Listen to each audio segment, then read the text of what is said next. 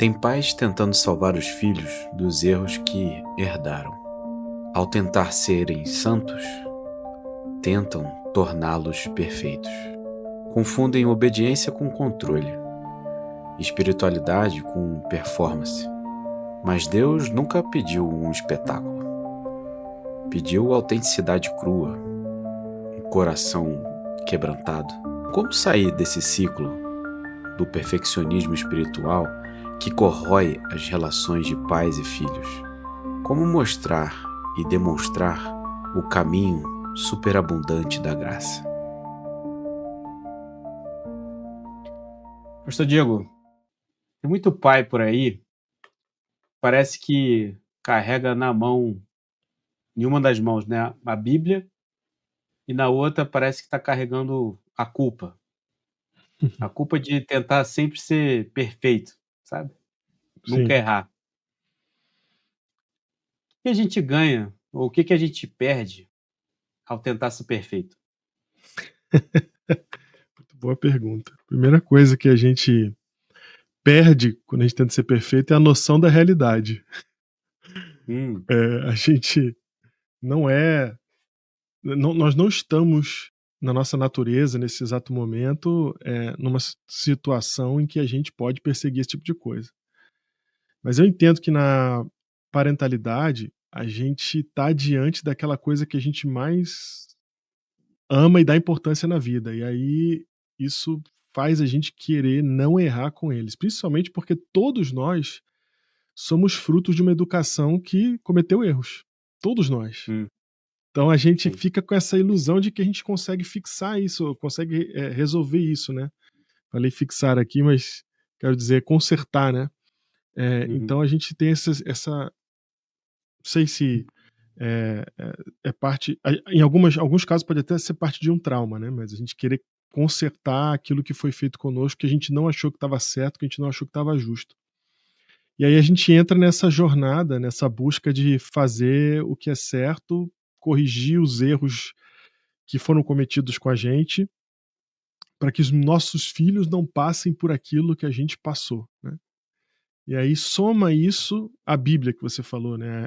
A noção que infelizmente permeia muitos cristãos ainda em 2025, hum, que é a noção de que é o sonho, na verdade é um sonho que Deus colocou no nosso coração. A gente quer ser perfeito, Deus colocou esse ideal diante de nós, a gente quer isso. E aí a gente começa, com base nessa tentativa, a distorcer a realidade. Então a gente hum. começa a fingir coisas para poder parecer que estamos perfeitos ou que somos perfeitos o máximo possível para que nossos filhos também sejam, sabe? Então eu acho que tem Sei. uma coisa miscuída aí do impacto da nossa própria criação com o desejo que a gente tem de alcançar esse ideal. E aí eu acho que é onde algumas coisas podem acontecer de errado, como quando você distorce a realidade, você já está num lugar errado, já está num lugar ruim, né? E aí Uhum. quando a gente está falando isso de criação de filhos, aí a gente está colocando eles nesse mesmo lugar que a gente está. Então Eu acho que tem, acho que tem muita gente que vive numa pressão eh, como se criar filho fosse teste de santidade, sabe, do tipo, uhum, eh, uhum, Deus colocou na minha mão essa responsabilidade, até aí tudo bem. Eh, e por conta disso eu tenho que, fazer o meu melhor, até aí tá uhum. tudo bem. Mas mais do que isso, eu tenho que fazer com que essa criança seja perfeita. Eh, agora e aí É minha que minha que fala aí, pode o falar. nosso filho, ele é um statement público do que a gente é por dentro, né. Ele é uma É, declaração pública do que a gente é por dentro, dentro das então, 4 mas paredes você da casa. mas você acha que, tipo, porque hoje a gente vive nessa sociedade que é meio doido, né, que tipo assim, o filho tem agenda de CEO, né, eu até conversei com isso com outro convidado aqui. E aí tem hora para hora para línguas, outra para matemática, hora para esporte, hora para isso, e tem essa ideia de que o pai está ali querendo que o filho né, fale 7 línguas até 14 anos de idade Uhum. e consiga programar e, ao mesmo tempo, né, tipo, passar na prova para entrar em Harvard, etc, etc. E muito dentro dessa ideia que você colocou, tipo um statement, de certa maneira, ele reflete a minha capacidade de Uhum. conseguir, né, de De dar sucesso. para ele e conquistar o sucesso. Mas Isso. você acha que isso também acontece no pai crente? Tipo assim, a espiritualidade vira, de certa forma, uma espécie de performance? Aí você já matou. É exatamente quando você chamou o assunto da perfeição, você automaticamente chama o assunto da performance. Porque para alcançar essa perfeição eu preciso performar. Então esse é o problema, esse problema ele vai além da criação de pais, né, obviamente. Esse é um problema que está presente no cristianismo, no adventismo e no cristianismo em geral. Então o adventista não é o único que vai eh, bater cabeça para entender o que que é a graça, né. Você vai ter isso em vários lugares do mundo evangélico, do mundo que acredita na salvação pela fé e na graça de Ok. Cristo. Eles vão sofrer com a mesma coisa. Por quê? Porque a gente está em busca de um ideal, a gente está em busca de uma coisa que é perfeita, e para chegar lá eu preciso performar. Então, normalmente, todas as distorções meritocráticas, todas as distorções que entram no cristianismo, que infectam o cristianismo com a ideia de perfeição, vão trazer a ideia de performance. Né? Então, você começa a controlar comportamento, você começa a vigiar comportamento para poder controlar comportamento, então Uhum. porque você está em busca dessa performance. Para ser Uhum. perfeito, você vai ter que performar, porque a gente entende perfeição diferente de Deus. Eu não quero mudar de assunto aqui, mas teologicamente, perfeição para Deus é outra coisa. Para a Não, gente é não, ausência de erros. mas espera aí, agora a gente precisa entrar nisso. O que que é perfeição? Porque para Deus é a diferença que existe para gente, porque você até tocou isso, porque assim, a gente tem verso na Bíblia falando: "Sede perfeitos", né. Isso. Inclusive, Então esse é assim, o verso para isso. exato. Então, mas então, no final das contas, por que que a gente se confunde tanto? É uma questão simplesmente, semântica, de definição do que é perfeição, ou tem mais coisa por trás? Não, tem a ver muito com semântica, mas tem mais coisa por trás, porque perfeição nada mais é no conceito bíblico do que o próprio caráter de Deus. Então, quando ele Uhum. fala assim, sede perfeito como eu sou perfeito, ele está falando, tenha o meu caráter. E aí Ok. você vai ver a tradução disso muito claramente quando ele fala sede perfeito como perfeito é vosso Pai Celeste, que é um texto de Mateus, do Sermão do Monte. Esse texto de Mateus ele é reescrito em Lucas com outras palavras. Em vez de falar sede perfeito como perfeito meu vosso Pai Celeste, ele fala assim, Lucas renderiza da seguinte maneira: sede amorosos como é amoroso o seu Pai Celeste. Hum, Olha que diferença, é o mesmo texto, é a mesma pregação de Jesus. E aí, se você profundo. olhar para o contexto, você vai ver que era exatamente isso que Jesus queria dizer. Ele fala assim: sede perfeitos, como perfeito é vosso Pai Celeste, porque ele manda chuva sobre justos e injustos. Então, essa perfeição está conectada com o quê? Com o amor de Deus em tratar as pessoas, sejam elas justas ou injustas, no mesmo nível de amor. Uhum. Então, o que que é a perfeição? É o caráter de Deus. É isso que significa. É ser igual ao Pai. E aí tem tudo a ver com o Uhum. que a gente está falando aqui. Porque se a Total. gente trocar o nosso paradigma de eu vou buscar performar sem errar, que é a forma humana que a gente entende de perfeição, e trocar por eu vou ser igual ao Pai. Então a gente para de fazer para de ir numa educação que é comportamental, que é uma educação onde você vai tentar evitar erros e você vai tentar performar o máximo possível, para ser uma educação de modelagem do caráter certo. Hum. Mas Entende? você acha que, talvez talvez seja mais fácil, é uma espécie de atalho que as pessoas têm, do tipo, é mais fácil pensar em executar comportamentos dentro de uma ideia do que é correto, E vem a questão da performance, né, e principalmente com o aspecto da performance de ser performático, né, de aparecer, de estar Uhum. para fora, muito mais do que interiormente. É uma questão de. É preguiça, no final das contas. Eu acho que esse é um conceito que eu discuti muito pouco com as pessoas, sabe? Se existe preguiça espiritual, se existe preguiça do ponto de vista teológico, sabe? Tipo assim, é mais fácil eu adotar esse atalho aqui de entender que perfeição nada mais é do que construir uma listagem de coisas que na Bíblia diz que é certo e buscar ofertar isso da melhor forma possível para Deus, sabe? Tipo, você acha que no final das contas Caim era mais preguiçoso que Abel?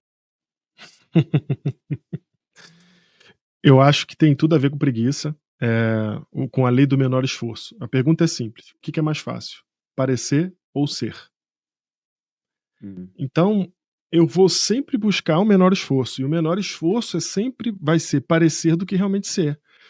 É mais fácil eu fazer todos os comportamentos que vai fazer eu parecer uma pessoa cristã do que eu realmente ser como Jesus. Então, para eu parecer cristão, eu preciso de uma Bíblia, de uma roupa certa, ir numa igreja num horário certo, fazer as coisas que são os conformes ali dentro e pronto, ali eu me identifiquei como cristão. Agora, ser um cristão significa dar a outra face, significa perdoar, significa morrer para si mesmo. O que é mais fácil? Hum. Então você perceba que na religiosidade vazia de comportamentos, você vai encontrar um caminho seguro, é um caminho preguiçoso para a gente não se envolver com Deus, mas se envolver, né? Parece que eu estou me envolvendo com Ele, estou aqui fazendo as coisas e tal, peço para minha família entrar dentro desse comportamento, mas ninguém está mudando o caráter. Enquanto Uhum. que essa é a grande coisa, né? É fácil morrer para Jesus num evento. Uhum. Difícil é você viver morrendo para Ele todo dia. Então, quando a gente reduz a vida a esses comportamentos, a esses eventos de performance, a gente está indo pelo caminho mais fácil, com certeza. E a gente pode até se enganar dizendo que não, é muito difícil guardar, né, os mandamentos, fazer as coisas de Deus, etc. Tal. Não é nada difícil. Difícil é mudar o caráter. E quando você mudar o seu caráter, você vai ver que é fácil fazer as coisas que Deus pediu. Então, a gente sempre vai Entendi. pela outra via, pela via Não, inversa, né? eu acho que é uma construção de uma nova lógica, né? E, Isso aí. fazer isso é muito difícil. Agora, tem uma coisa que eu acho que é muito interessante, que quando a gente começa a falar sobre esse tema de perfeccionismo, né? De um perfeccionismo Uhum, cristão, teológico, enfim, uhum.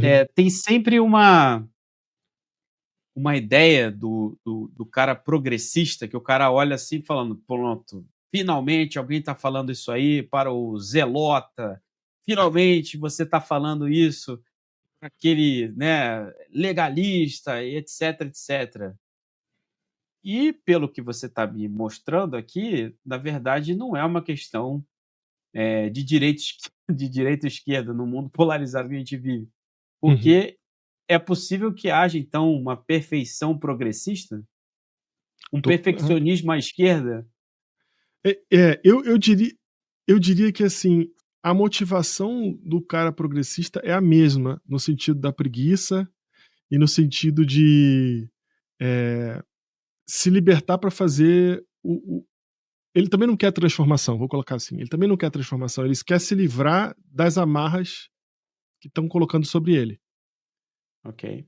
Então, nessa de eu querer me livrar das amarras que estão colocando sobre mim, eu estou buscando a mesma coisa que o outro tá, que é uma espiritualidade self-service, que vai servir para mim do jeito que eu acho que tem que ser.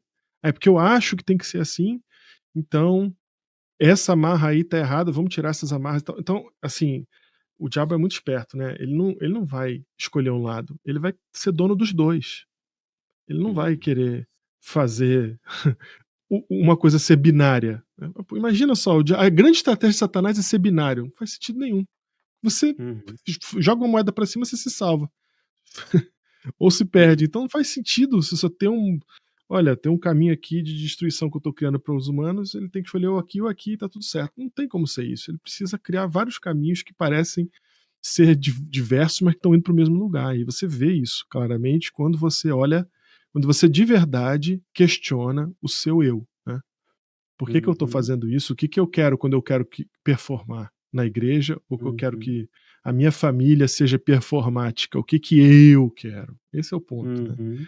E aí a mesma coisa o cara progressista, né? O que eu quero quando eu quero realmente tirar todas as amarras, as boas e as ruins, só para poder fazer o que eu quero. Então é a mesma Sim. coisa que está acontecendo. Quer dizer, você E está aí, colocando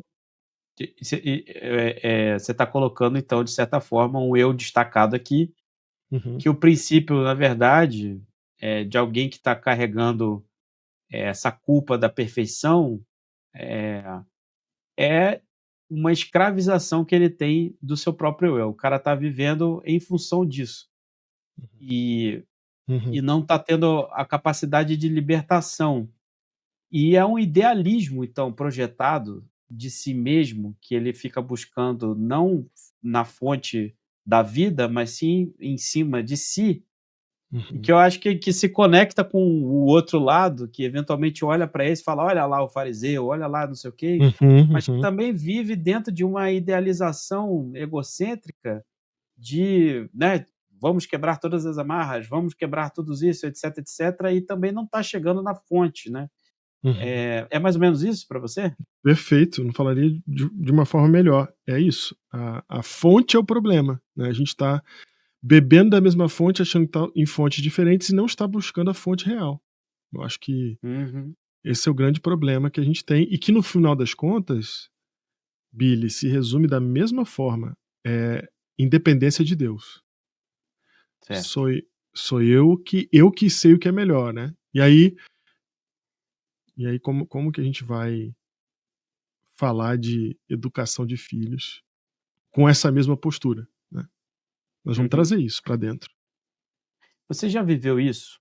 Tipo, na sua lida com a sua filha, Uhum, de eventualmente olhar para a sua forma como você está lidando com ela e perceber que você estava exigindo muito mais um comportamento pelo comportamento, e não pelo muito mais porque era um conforto de você vê-la realizando aquilo que era teu desejo, uhum, simplesmente para satisfazer esse desejo, um desejo eventualmente de uma perfeição que tem na tua cabeça de que uhum, as coisas tinham que ser desse jeito, uhum. e ela tem que fazer as coisas desse jeito. E de repente você se pegou pensando e falando: "Cara, por que que eu tô fazendo isso? Eu tô tentando obrigar ela a fazer uma coisa que não tem absolutamente nada a ver com ela, tá falando muito mais de mim, e eu tô projetando nela um monte de frustração que eu tenho". Já aconteceu alguma coisa dessa com você? Já aconteceu parecido de, eu não cheguei a tomar ação, eu ia tomar ação, mas aí eu parei para pensar no seguinte: "Espera aí, a minha expectativa para esse tipo de situação é uma, porque isso é o que é para mim. Deveria eu impor isso a ela?", né. Então eu me peguei já tendo esse diálogo comigo e ter que falar assim: "Cara, se você quer realmente que ela tenha agência, que ela Uhum, seja ela, que você porque se você tentar impor o que você é sobre o seu filho, eh, mais tarde isso vai quebrar. No começo pode funcionar, mas mais tarde vai quebrar". E aí eu falei: "Será que eu imponho isso ou eu deixo ela, já que não tá quebrando nenhum valor, já que só é diferente do que eu esperava, né". Então eu já me uhum, peguei tendo esse diálogo mais de uma vez já. Se teve algo que eu tomei uma atitude e que eu estava errado, eu ainda tenho que rever, assim, tipo, nesse sentido que você falou, sabe? De falar: uhum, eu forcei isso daí, não era pra ter forçado", sabe? uhum, Pode ser que algo tenha escapado, não duvido disso. Mas eu me uhum. lembro mais de ter esse diálogo pré-ação, sabe? Do tipo, aquilo me Sim. segurou e eu falei: "Eu vou engolir essa pílula, Uhum. é isso, respira fundo e é isso, é isso. Ela é ela, né?". É porque É porque eu acho que tem muita. E uma coisa que você teve nesse momento, a clareza, né? Dentro de uma Uhum, dinâmica. E uhum, você percebeu ali esse papel, e principalmente quando a gente está falando de filhos pequenos, né? Onde, de um lado, a gente está formando pessoas que no futuro deverão ter capacidade e livre-arbítrio para articular suas próprias decisões, para fazer suas próprias escolhas e ser responsável por elas, né? E, ao mesmo tempo, são crianças e que precisam de orientação e precisam de limites e precisam, às vezes, de controle, e precisam de, uhum, né, de determinações, e que, naquele momento, naquela situação, vai parecer que a gente está ferindo, né, a liberdade, está ferindo aquela coisa. Mas você não acha que muitas vezes a gente, quando se coloca nessas situações em que a gente meio que faz um zoom out, assim, né, para se olhar, uhum, a maior parte das vezes a gente não está na iminência de ferir uhum. ou eventualmente ferindo nos mesmos lugares onde a gente foi ferido, Ah, quando eu a acho que gente isso é era criança? total, eu acho que isso aí acontece demais, porque a gente não tem acesso, claro, a 100% do que aconteceu com a gente na nossa criação. A gente tem que lembrar que o que aconteceu de 4 anos para trás, no máximo a gente tem flashes. Então, todo aquele Uhum, processo existiu, foi real e foi guardado. O que que ele significa eu não faço a menor ideia, em muitas coisas, em muitos sentidos. E aí eu acho sim que a gente vai voltar para as mesmas coisas sem nem perceber. Eu vi recentemente uma pesquisa, não sei se, se você viu também, mas eu lembro que agora eu não vou conseguir citar nada da pesquisa, eu só sei o seguinte, que, eh, a forma como a gente se relaciona com os nossos pais cria na nossa mente um caminho, né, aquele caminho do hábito. E é uhum, esse caminho que a gente vai utilizar no nosso casamento com o nosso cônjuge. Ou uhum, seja, a gente reaproveita aquele caminho uhum, que foi criado na nossa educação. uhum, E é por isso que quando a gente casa, então, a gente conflita exatamente a criação dos pais, né. Os grandes problemas de relacionamento no casamento são, na verdade, é um pai brigando com outro pai, sem se ver, uhum, por meio dos uhum, filhos, né. Então, é o conflito dessas 2 culturas familiares que está acontecendo num casamento, porque um está orientado de um jeito, outro está orientado de outro. Por isso que a gente, inclusive, gosta de falar mal da sogra, porque a sogra é a grande representação disso. E quanto mais uhum, presente ela tá, mais ela traz sua influência, né.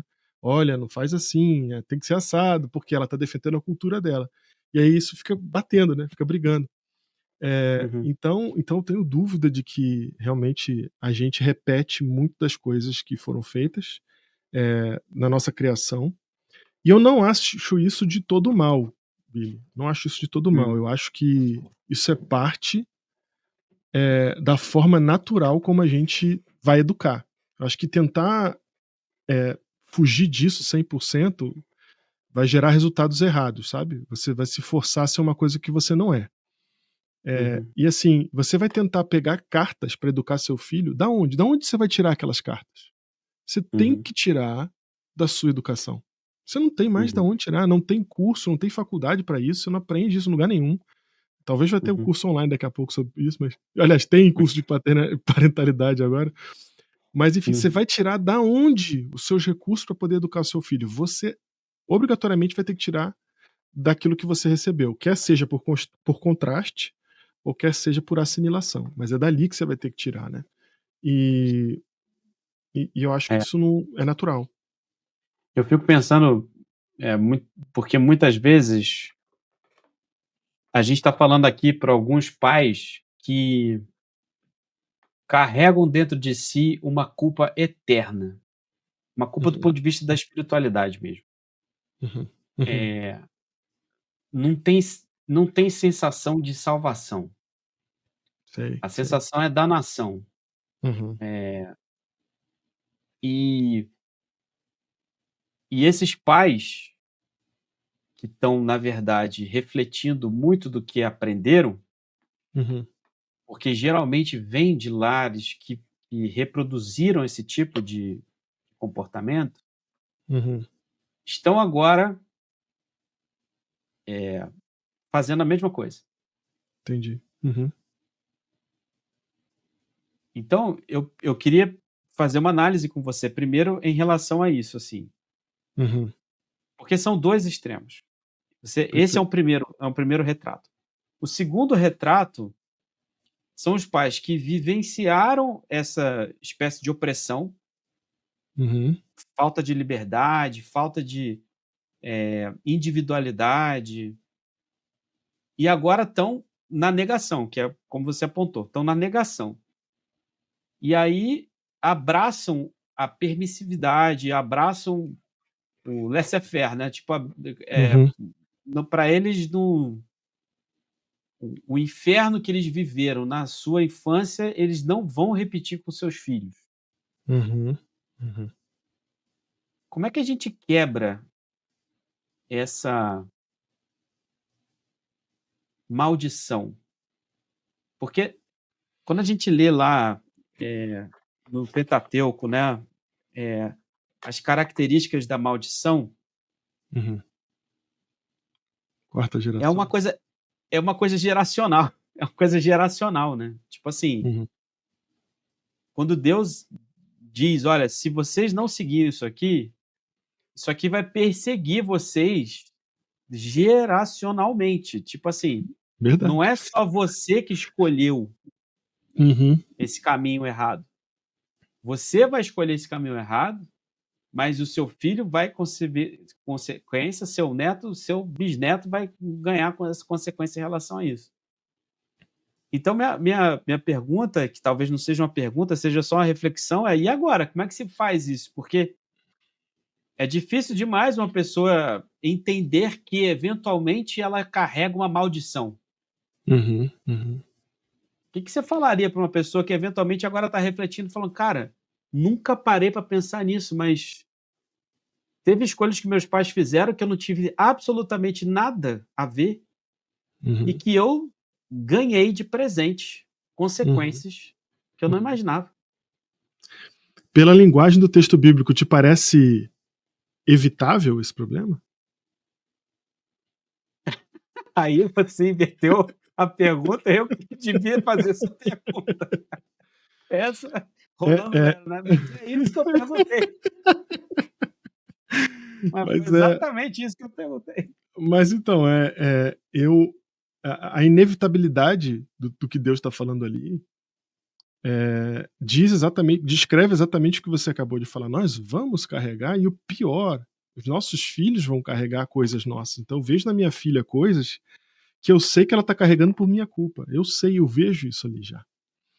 Então Se isso. você quiser, eu estou fazendo uma coisa aqui nesse Uhum. podcast, que é o seguinte: nós na igreja falamos que a igreja é um hospital, Certo. e hospital é lugar de doente. Uhum. E aí, esse lugar de doente hoje na igreja é um lugar de gente perfeita. Então, o que você mais vê nesse hospital é as pessoas falando as coisas boas que elas fizeram, os exemplos bons que conseguiram fazer com seus filhos e que eventualmente deram super certo. Ninguém chega e fala assim, ó: "Gente, eu tô ferrado, porque eu não consigo lidar. Gente, olha só, eu perdi as estribeiras, eu fiz uma violência com meu filho, eu não sei como é que eu conserto". Não tem ninguém que fala isso, porque obviamente ninguém quer passar pelos olhares de julgamento. Uhum. Mas eu estou fazendo uma conclamação aqui com todos os nossos convidados. Se você puder contar um pouco mais específico e trazer dentro daquilo que é possível, essa sua vulnerabilidade vai nos ajudar demais a gente criar uma cultura das coisas erradas que a gente eventualmente tem, sabe? E que Uhum. somente pela graça a gente pode ser salvo, sabe? Então não é pela nossa perfeição, mas enfim. Então, aí você acabou de dar a resposta que é dessa questão. Então, assim, como é que resolve uma coisa que é inevitável? Chama graça. A graça é a única coisa que resolve o que é inevitável. Então, não vai ter como evitar esse processo. Em outras palavras, o que esse texto que está dizendo sobre paternidade parentalidade é muito importante, Billy. Esse texto está dizendo assim, ó, não há parentalidade perfeita. Não há. Por quê? Porque vai haver transmissão do que você tem de ruim, da tua natureza pecaminosa, para os teus filhos. Não tem como evitar. E tem mais, não é só para o teu filho, não. É para o teu neto e teu tataraneto, bisneto. Então, assim, o recado bíblico é: não procure uma parentalidade perfeita, porque ela não existe, assim como não existe uma religião perfeita. O que resolve para a religião é a mesma coisa que resolve para a parentalidade, é a graça de Cristo. Então, sem Deus no processo de educação, não dá. Mas aí, e você enxergou isso de que jeito? Ah, Se você você quer quiser agora falar. na prática? Não é nem questão de não querer falar, não. Eu acho que talvez eu lembre de alguma coisa mais pra frente. Você já viu coisas suas que você falou, ela Já. está Vou dar... desse legal. jeito. Legal. Eu, por exemplo, eu me tornei uma pessoa muito ansiosa um pouco antes dela nascer. Eu estava num processo de bastante ansiedade. Eu cheguei a namorar ali um burnout, sabe? Cheguei bem pertinho de um burnout, de estresse, e eu adquiri algumas manias durante esse processo, coisas que ninguém via, só eu via. Quando a minha filha nasceu, eu já estava muito melhor. Assim, uma das razões pela qual eu vim para os Estados Unidos tinha a ver com isso, sabe? Falei, não, eu preciso mudar meu estilo de vida para eu poder corrigir isso. E aí eu via na minha filha atitudes que tinham muito a ver com o meu eu, coisas que eu fazia numa sala e que ela nunca viu e ela fazia igual. E eu falei, não é possível. Então eu vou dar um exemplo. Eu adquiri a mania de, quando eu estava muito estressado, com algum problema assim, eu fazia assim, ó. Fazia assim. Nunca tive isso na minha vida inteira. Só nessa fase que isso foi uma coisa muito proeminente. Nem hoje, de vez em quando, ainda faço, mas assim, muito raro mesmo. E é um jeito de me acalmar, não sei. Sim. Cara, e eu não vi ela fazer isso com 2 aninhos, assim, uma situação, Nossa, ela lá fazendo assim, eu falei: não é possível que passou essa miséria". muito. Outra coisa dos trejeitos também, assim, coisas que eu faço e que é muito do meu jeito de ser, ela é teimosa igual eu, então a mãe vive falando. Quando ela começa a teimar, ou eu também começo a teimar, a Bruna costuma olhar e falar assim: "Olha lá, ó, é um a cara do outro". Então isso saiu, passou pra ela, vou fazer o quê? Passou pra coitada. Sim. Deve ter mais coisas, sabe. Então, assim, é incrível como isso acontece. E aí outro dia eu estava pensando, né, falando sobre essa questão da vulnerabilidade e tal, estava pensando: "Puxa, eu queria eu não crio expectativa pra minha filha, Billy, no sentido de: 'Ah, eu quero que ela seja isso, eu quero que ela seja aquilo'". Eu não tenho nada disso. A minha expectativa para a vida dela é que ela tenha agência, que ela seja uma boa pessoa e ande nos caminhos de Deus. A minha expectativa é essa, certo? Só que eu não estava percebendo que dentro dessa expectativa estava essa ideia de que, assim, a minha filha, tipo assim, se ela me mentisse ou fizesse alguma coisa de uma que eu reputo como sendo uma índole ruim, eu ia pra cima com tudo. Pá.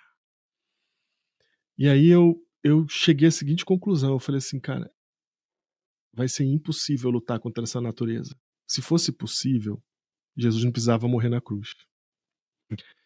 Então eu preciso me conscientizar que mesmo a minha filha, eu espero que ela só assista isso aqui quando ela tiver 20 anos, eu preciso me conscientizar que a minha filha, que eu amo tanto, que eu quero tão bem pra ela e que eu espero que ela seja uma boa pessoa, ela vai ter um caráter de pecador.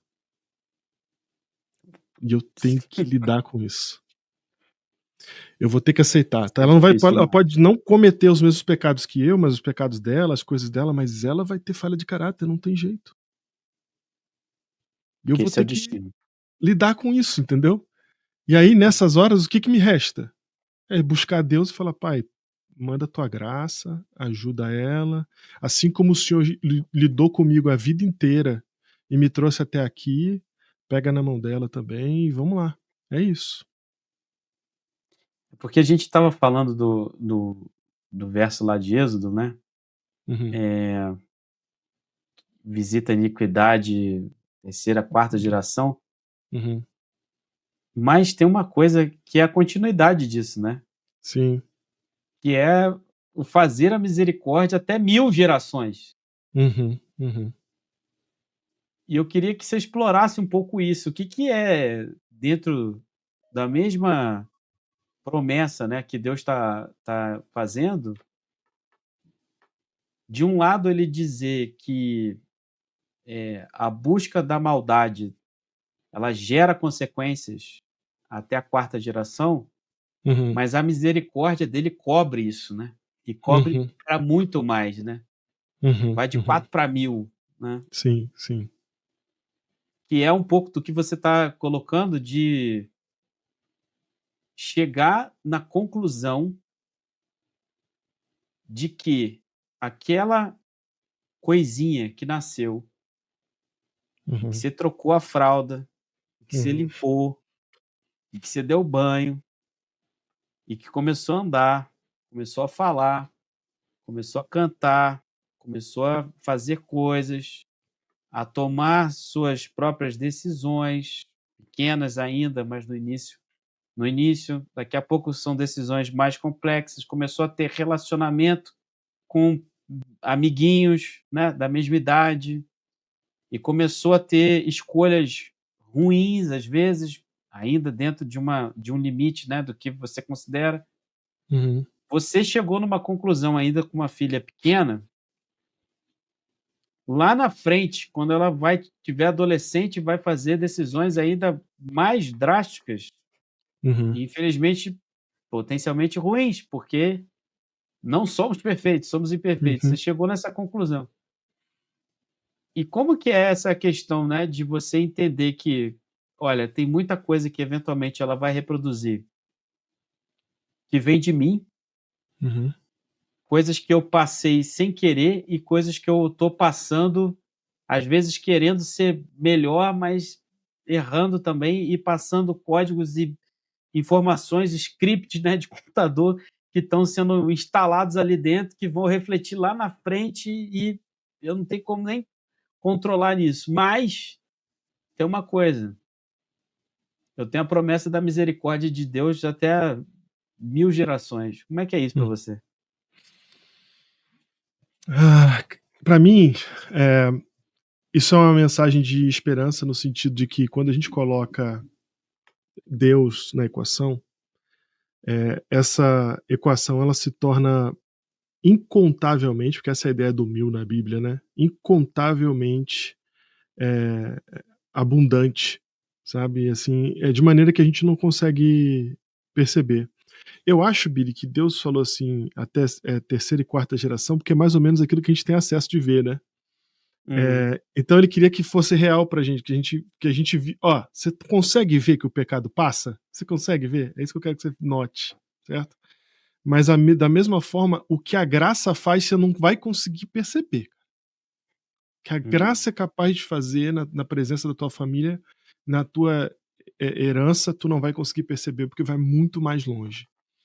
Então, para mim, isso é uma mensagem de esperança do tipo, se minha filha vai ter problemas com pecado como eu tive, se ela vai ter problemas de caráter, porque nós somos de natureza caída, eu preciso garantir que ela conheça o único que pode consertar essas coisas. Uhum.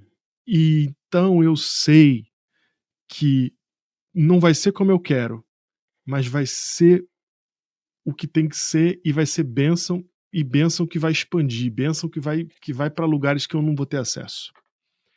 Então, Uhum. eu quero só falar, com base nisso, eu queria que as pessoas que estão ouvindo a gente entendessem o seguinte: a gente não sabe as consequências dos nossos próprios atos, porque eles vão durar mais do que a nossa vida. Os Uhum. nossos atos vão durar mais que a nossa vida. Ah, mas eu não sou uma pessoa famosa, eu não mudei o mundo, eu não mudei a história. Você vai morrer, a tua descendência vai carregar coisas que você fez enquanto você viveu. Então a gente às vezes tem uma ideia pequena, né? A gente não ouve a Bíblia, a gente não ouve essa sabedoria ancestral, e aí a gente tem essa mentalidade, principalmente quando a gente é jovem, que a gente pensa assim, é só um pecado, depois Deus vai perdoar. Amigo, esse só um pecado vai passar. Não morre em você, cara.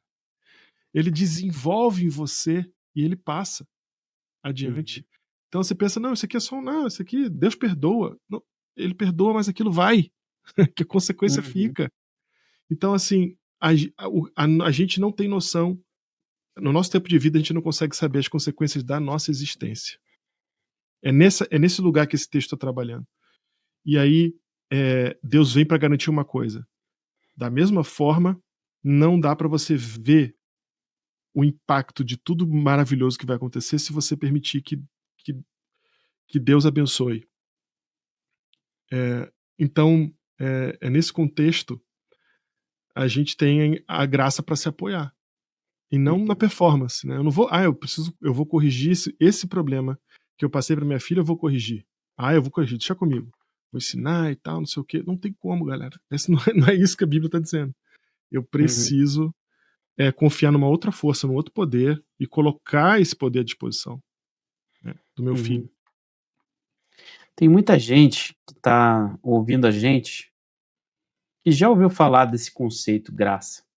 Já é uma coisa que no púlpito tá, vez outra, né, vez ou outra tá sendo comunicado, tá sendo dito. Mas eu acho que tem muita gente que não sabe exatamente o que é isso na prática, sabe? E mais ainda, o que é esse exercício, aceitação, ou seja lá como a gente define, que é o que é o verbo de ação da graça, né? Isso promove na prática, na vida familiar. O que é uma família que vive sob a graça, na prática? Legal essa pergunta. Para mim, uma família autêntica. E aí, qual que é a diferença que a gente estava conversando aqui antes, né? O que é uma família não autêntica? É uma família que vai tentar performar. Então, ela vai tentar, na sua independência de Deus, construir o que ela pensa que é o sucesso. E aí ela vai fazer isso por meio da busca da performance. Com isso, ela vai ter que fingir, porque ninguém vai performar tão bem assim. Então você vai ter que construir um ambiente de fingimento, um ambiente de uma tentativa de sustentar uma coisa que é insustentável, que é essa perfeição.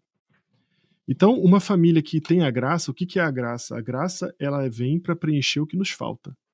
É aquilo, é o preenchimento de uma falta que ocorre de graça, que ocorre sem troca, sem barganha. Então a graça, ela vem ocupar esse espaço que a gente deixa aberto por causa da nossa natureza. E aí a graça, ela vem e preenche isso de forma gratuita. Nesse contexto, você vai ter uma família que... Espera aí, só um pouquinho. Antes de você entrar na família. Porque isso que você está falando talvez não esteja tão óbvio para todos nós. Entendi.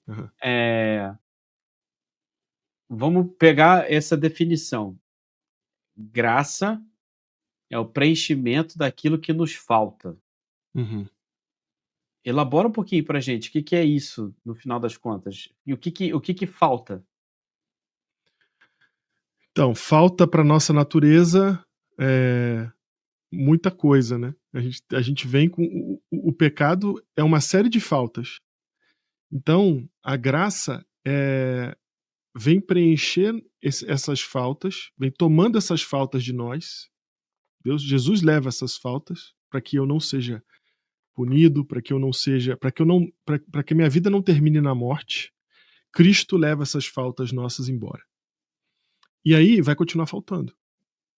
A gente vê pelo Evangelho, a gente vê pelas palavras de Paulo, vai continuar faltando. A gente vai viver com essa falta até Cristo voltar. E essa falta, então, a partir dali, ela passa a ser preenchida pela graça de Cristo, né? Então, Deixa eu, eu não. deixa eu elaborar um pouquinho mais aqui, ajudar Vai, a você nos explicar melhor. vai. Quando você está falando falta, você está Uhum, falando falta no sentido de ausência ou uhum, falta no sentido de cometeu a falta no futebol, sabe? Tipo assim, a quebra sei. da regra, né? Em que Uhum. sentido você está ou você está intercambiando os dois sentidos? Meio que intercambiando pelo seguinte: mesmo quando eu cometo uma falta, é porque me faltou algo, Ok. entende? E Então, o que que falta? falta caráter, falta eh, competência, falta tudo isso, essas coisas que faltam em nós e que nos levam a essas faltas, né? Uhum. Então eu não vou ter a competência que eu preciso ter, eu não vou ter o caráter que eu preciso ter para dar para o meu filho, e ele também não vai ter de volta. Então, quem que vai preencher essas coisas aqui é Cristo. Então, vou dar um exemplo na prática aqui, um exemplo real. Quando eu estou para cometer um erro com a minha filha, e, e aí o Espírito Santo me lembra que eu estou para cometer um erro, e eu deixo de cometer aquele erro ali, o que que foi isso? Isso foi a graça de Deus lidando com o pecador. Eu não deixei de ser pecador. Né? Deus podia simplesmente falar assim: ele é pecador, larga ele nos erros dele. Não. De graça, numa manifestação proativa, o Espírito vem a mim e fala assim: é por aí mesmo, Diego? E aí eu falo: não é. E eu deixo de fazer o que me é natural. Eu não mudei. Eu continuo sendo o Uhum. mesmo. Porém, a graça completou aquilo ali. Né?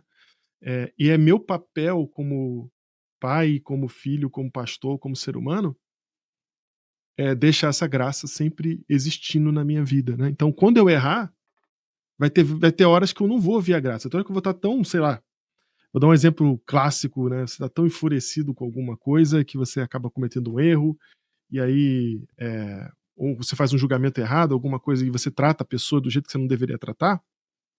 Quando isso acontecer numa família que tem graça, o que vai acontecer é pedido de desculpas. Ok. Então você tem um ambiente de autenticidade, porque eu não preciso esconder que eu errei. Pelo contrário, eu Ah, preciso que o meu filho veja que quando eu erro, há graça. Eu fui convencido por Deus de que eu estava errado e eu tô aqui, ó, estava errado. O pai estava errado. Desculpa. agora, voltando aqui na questão da autenticidade, tem um ponto que eu acho que é bem, bem, bem relevante, né? A gente não vive num mundo de autenticidade. A gente vive num Uhum. mundo de Instagram, de TikTok. Você tem que estar tirando foto toda hora, felizona com a sua família né, em viagens e não sei o quê, em poses maravilhosas a sociedade do selfie, a sociedade das dancinhas, cara. E assim, se a gente pega isso e tenta expandir um pouco mais para entender como é que. Sabe por quê? Deixa eu fazer meu ponto. A gente fala de mundanismo entrando dentro da igreja como usos e costumes. Uhum. É o instrumento não sei o que lá, nem vou citar, mas é um instrumento de não sei o que lá, Uhum. é o adorno de não sei o quê, é blá, blá, blá, blá, blá. Eu não vejo, e assim, eu acho que as discussões sobre algumas dessas questões são importantes e são relevantes, mas a gente não consegue entender o papel do mundanismo entrando dentro dessa osmose da cultura. Tipo, ó, a cultura ela vai entrando de forma silenciosa, sabe, pelos poros que existem das nossas consciências ou inconsciências coletivas e vão trazendo para a gente formas de existir, formas de se comportar, formas de se pensar. E aí, com Uhum. isso, eh, a gente está vivendo uma crise de autenticidade cristã, que é uma condição, segundo o que você está dizendo para gente, uma condição sine qua non para que a graça opere. Porque sem autenticidade e reconhecimento dos seus limites, não há condição de haver a graça. Isso. É mais ou menos por aí, eu estou entendendo? Não é isso, porque aí não tem ausência, né? Não tem falta. Eu acho que eu tô preenchendo a falta com uma coisa, um reboco, que não é nem verdadeiro, né? Mas eu tô falando assim, não, é assim que faz. Então, se eu vou por esse caminho, não tem espaço para graça. O espaço para a graça acontecer é um caminho de humildade, de reconhecimento, de reconhecer que eu sou, né? Quanto mais eu ando no caminho da santidade, mais eu descubro quão pecador eu sou. Hum. Então, eu vou me questionando e isso eu preciso fazer evidente diante da minha família. Ou então a minha família vai ser engolida por esse pensamento que você está falando que está presente no mundo hoje. Então, quando a Bíblia fala assim, ó, não vos conformeis com este século, e a palavra século em grego é a mesma palavra para mundo, ele está Uhum. falando assim, não vos conformeis com o zeitgeist, não vos conformeis com esse pensamento que está no mundo hoje, mas renovai o seu pensamento. Então, o Uhum. chamado do cristianismo é para renovar o pensamento. Se a gente não renova o pensamento, a gente vai admitir essas coisas para dentro, o mundo vai entrar na igreja, a gente vai estar preocupado, o diabo dando risada, porque a gente está preocupado com os detalhezinhos bobos, enquanto lá dentro nós mudamos completamente o nosso jeito de viver família, de viver igreja e de criar filhos, porque esses pensamentos foram impregnados. Vou dar um exemplo aqui radical, só para dar uma assustada, mas eu acho que vai trazer a consciência disso só. A gente tem que pensar o seguinte: é, você sabe quantos anos Maria tinha quando ela recebeu Cristo no ventre? É, Não. as, os, assim, a gente tem uma variável aí entre os teólogos, né? O pessoal conta de 15 a 17 anos. Uhum. De 15 a 17 anos. Na época dela, era normal, com 15 anos, você já está entrando no matrimônio, no sentido de já estar já separada. Ela já estava separada para José, né? Uhum. Naquele período de vida ali, o pessoal, eles não casavam na idade que a gente casa hoje. Eles casavam muito Uhum. antes, muito antes. Inclusive, o casamento era uma das primeiras coisas que acontecia. A pessoa, ela casava primeiro, depois ela ia. Primeiro ela aprendia a trabalhar, mas já na infância, né? Depois ela casava e já ia para construir sua vida com a sua esposa. A gente tirou isso, né? E isso é uma coisa recente. Criança é proibido de trabalhar hoje, a gente não pode ensinar trabalho para criança mais. Eu não estou falando aqui para, por favor, né, gente? Eu estou falando aqui para começar a fazer trabalho de criança. Mas Sim. eu estou dizendo o seguinte: você acha que não tem impacto isso aí? Você acha que isso aí não tá afetando o fato de que as crianças elas são empurradas para brincar e só fazer e não se envolver com o trabalho da família ou com o trabalho para poder aprender um trade, né? Aprender Um um ofício. trabalho para um ofício, Uhum. obrigado. Elas não têm isso mais. O que está acontecendo? A adolescência hoje tem até os 24 anos. Os caras estão 30 anos, estão Isso adolescentes você jogando tá videogame. exatamente, você tá sendo generoso, porque hoje 40 anos já virou adolescência já. Já viu? Exatamente. E aí o que acontece? Olha o que a gente está fazendo. Então, o corpo está pronto para o casamento. Olha só, quem fez o corpo foi Deus. O corpo está pronto para o casamento em quantos anos? Para pensar. Quantos anos o Uhum. corpo está pronto para um relacionamento sexual e para multiplicação? Para pensar nisso. Agora, quando que a gente está fazendo nossos filhos se casarem? Não, não, não. Primeiro, você vai fazer isso, depois aquilo. Depois que você se formar naquilo, você vai arrumar um trabalho. Aí você vai para comprar uma casa. Aí você vai casar. O que está acontecendo hoje? As pessoas estão casando, estão sendo empurradas para um casamento dentro da igreja. Os Uhum. filhos cristãos estão sendo empurrados para casamento lá no final dos 20 anos, perto dos 30 anos, quando já estão totalmente formados. Em vez deles desenvolverem a dois, eles se desenvolvem indivíduos. E aí tem que casar. Lógico que não vai funcionar. Já desenvolveu. Nossa. Só tomando bastante cuidado aqui, que a gente não tá fazendo nenhum Uhum. tipo de apologia Isso. de casamento de menores de idade, por favor, não é isso que a gente tá falando, Isso. mas a gente tá falando que, eh, a não se casa com 18 anos mais, né. Não, exatamente. É, Meu isso. pai me teve com 22. Isso existe hoje? O meu me teve com 21, foi isso. 22 também, desculpa, foi 22 também. Então, assim, aí é o seguinte, o cara tá pronto pra fazer relação sexual com 14 anos. Aí você fala assim: "Não, mas você só vai fazer com 29, tem que ficar puro até lá". Uhum. Que bizarrice é essa? Uhum. Entendeu? E hoje dentro da igreja funciona assim, entre os cristãos. Sim. A gente não tá Quer dizer questionando o nosso pensamento. É uma mudança muito forte, né. O que você está falando aqui é que, de alguma forma, o eu não vou dizer correto, mas o que a gente poderia raciocinar é que existe uma outra forma de incentivo para que a gente consiga desenvolver a maturidade das nossas crianças, para que essa maturidade, mesmo que não seja completa ainda, mas que ela possa terminar, a 2. Uhum, Ou seja, uhum, mesmo que você não tenha toda a plenitude da maturidade, que uhum. esta seja conquistada a 2 e não Exatamente, sozinho. É isso que você está exatamente. falando aqui. É uma ideia Exatamente. completamente radical essa. Uhum, Provavelmente totalmente vão te colocar numa pira de botar não, para queimar e você em algum e momento. assim, ó, eu não tô propondo uma mudança de modelo, eu estou mostrando que o nosso modelo não é natural, Perfeito. é isso. E a gente deixou isso É. entrar. Não, você tem toda a razão. Outra coisa que eu acho que a gente estava conversando aqui num outro episódio também, com um psicólogo, com Augusto César, foi que a gente, ah, o papel de reconfiguração, de homem e mulher, que aqui não estou fazendo nenhum tipo de juízo de valor, eu acho que a posição da mulher no passado era realmente terrível e nada Hum, justifica o que se fazia com as sim. mulheres, o que se fez com as Uhum, mulheres durante toda a história, mas a reconfiguração que a gente trouxe consequências em relação a reconfigurar o papel do homem, mas para mim o mais impactante é a reconfiguração do papel da mãe e do papel do pai, uhum, e de algumas ausências que estão sendo provocadas hoje por conta dessas reconfigurações.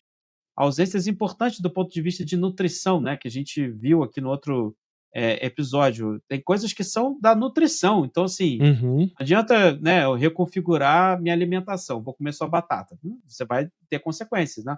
Vou reconfigurar o meu sono, eu vou ter só 3 horas de sono. Você vai ter consequências. Você reconfigurar a nutrição da relação mãe-filho ou da relação de pai-filho, essa nutrição vai causar consequência. Essa é uma uhum, condição. E uhum. que a gente hoje está vivendo dentro de uma cultura, dentro de um contexto em que a gente está reproduzindo o que todos fazem. Então, Isso. se é o papel, eh, dessa forma, ou se, por exemplo, a gente que tem no Brasil, né, nos Estados Unidos até pior, mas no Brasil, você tem ali uma licença maternidade de 4 meses, uma licença paternidade de 5 dias, né. Uhum, uhum. Como é que você vai conseguir, né, entregar uma criança com aí pega férias, vai 5 meses, né, com 5 meses ela já vai para a creche. Isso vai dar Uhum. consequências ou isso não vai trazer consequências? Então, o que você está questionando aqui, você não está afirmando necessariamente, é que padrões reproduzidos a partir da cultura do momento que a gente vive, cegamente, ou seja, a reprodução cega de um padrão cultural, ela não é bíblica. Uhum. Perfeito, A perfeito. a Bíblia coloca para gente o questionamento dos padrões de cultura que nós estamos vivendo, para que a Uhum. gente tenha uma vida com maior plenitude. Porque e isso faz todo sentido se a gente acredita que a humanidade, está em degradação. A gente não está Uhum. em um processo de redenção, evolução. É mais ou Exato. A menos nossa isso? cultura sempre vai pender para nossa queda da natureza. Então, a Bíblia constrói um conceito que ele abarca todo qualquer período histórico, né. Sempre vá contra a cultura, porque a cultura sempre vai cair para onde? Para a natureza humana. Ela vai Uhum. sempre construir em cima disso. E é isso que ela está fazendo, e a gente está simplesmente bebendo dessa fonte, achando que é normal, achando que é isso aí mesmo, é porque todo mundo faz, né. E Isso. aí você citou os Estados Unidos. Os Estados Unidos é a situação mais deplorável que eu já vi de Sim. parentalidade na minha vida. É assim, é é é gritante, é emergencial.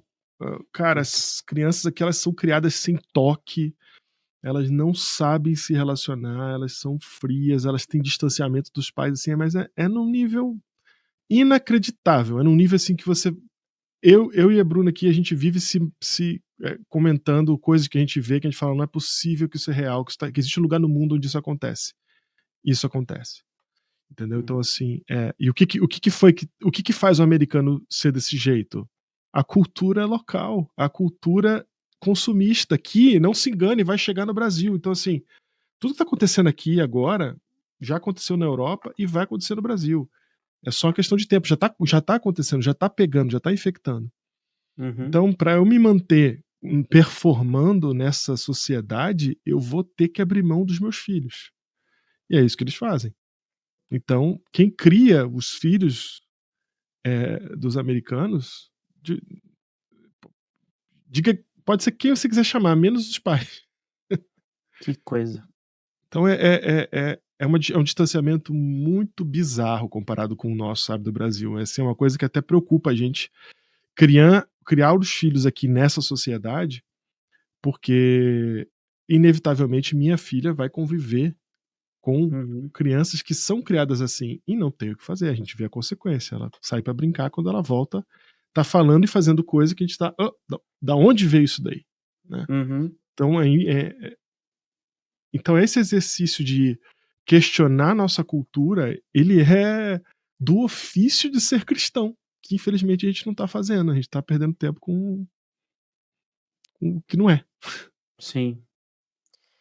A gente, eu acho que a gente passou aqui por coisas muito interessantes, né, desde discutir o perfeccionismo clássico, Uhum, que é uma expressão de comportamentalismo, né, a busca constante do acerto e da pressão por um comportamento perfeito, até a discussão do seu oposto, né, que na verdade se encontra no infinito, no mesmo espaço, né, que a vida, né, sem limites, sem uhum, consequências, eh a utilização, inclusive, da graça, de uma forma barata, né, de tipo: "Não, a uhum, graça é o que presta, etcétera", como uma espécie de, código permissivo ali para fazer o que se quer, né, e no final a gente, encontrou o mesmo espaço, que é o ego ser maior do que a a transformação do caráter, a transformação do eu, né.